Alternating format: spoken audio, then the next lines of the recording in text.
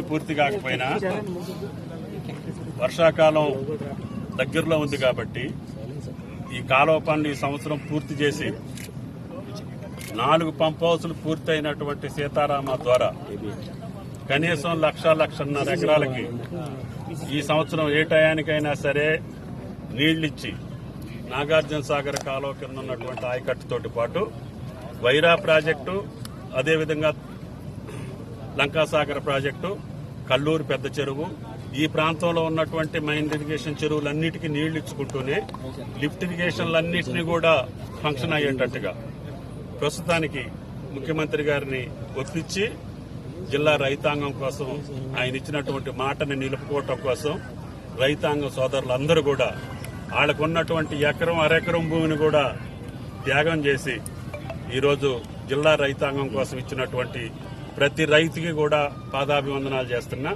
వాళ్ళకి ముఖ్యమంత్రి గారిని సంప్రదించి వాళ్ళకి ఏ రకమైనటువంటి భూమి ఇచ్చినటువంటి రైతులు బాధపడకుండా ఉండే స్థితిలో వాళ్ళని ఆదుకుంటామని చెప్పి శాసనసభ్యులు నేను వాళ్ళకి మాటిస్తున్నా. కాబట్టి దయచేసి ఏజెన్సీ కావచ్చు, అధికారులు కావచ్చు, ఎలక్షన్ కోడ్ ఉంది కాబట్టి అధికారులను పిలిచడానికి అవకాశం లేదు.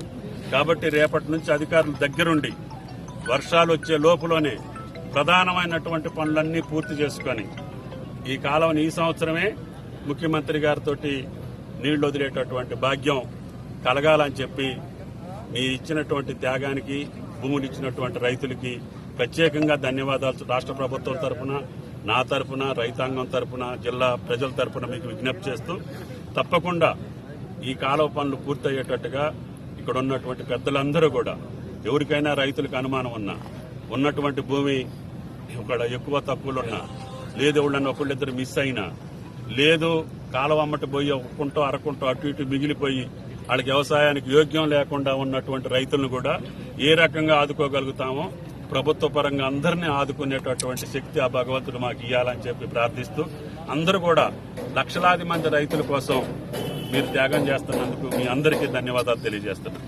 ఇప్పుడు ఈ సాగర కాలువ తవ్వి ఎన్నేళ్లు అవుతుందో మీకు తెలుసు, 50-60 ఏళ్లు అవుతుంది. ఆ పైసలు ఇంకా రాలా చెట్టిపల్లి గారు. అప్పుడు త్యాగం చేసిన వాళ్ళు మరి చేయకపోతే మనకి నీళ్లు వచ్చాయా? మీ ఏనుకూరు లిఫ్ట్ అయ్యేదా? ఈ ప్రాజెక్టులకు నీళ్లు వచ్చాయా?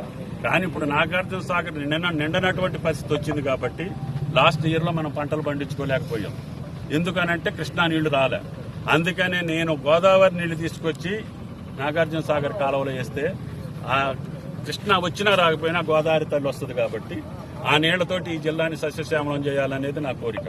అందుకని ఆ కోరిక కోసమే మీ ఆశీర్వాదం ఇచ్చారు. తప్పకుండా రేవంత్ రెడ్డి గారి ఆధ్వర్యంలో ఉత్తమ్ కుమార్ రెడ్డి గారిని కూడా మళ్ళీ ఒకసారి తీసుకొచ్చి కార్యక్రమాలన్నీ చూపించి 4వ తారీఖు తర్వాత అధికారులందరినీ పిలిచి ఈ యొక్క ప్రపోజల్ కూడా ఇంకా ప్రభుత్వానికి రావాలి. ఆ కలెక్టర్ ప్రపోజల్ వస్తేనే ఎకరానికి ఎంత ఇస్తామనేది తెలుస్తుంది. కాబట్టి ఏ రైతు నష్టపోకుండా చూసే బాధ్యత రామదాస్ నాయక్ గారు. ఆయన కూడా మీరు గుండెల్లో పెట్టుకుని గెలిపించారు. సామాన్యులమైనటువంటి మమ్మల్ని మీరు పదవులోకి పంపించారు కాబట్టి మీ రుణం తీసుకోవాల్సినటువంటి బాధ్యత మాది. తప్పకుండా ఆ ప్రయత్నం చేస్తానని చెప్పి మీ అందరికీ నమస్కారం చేస్తున్నా. Thank you.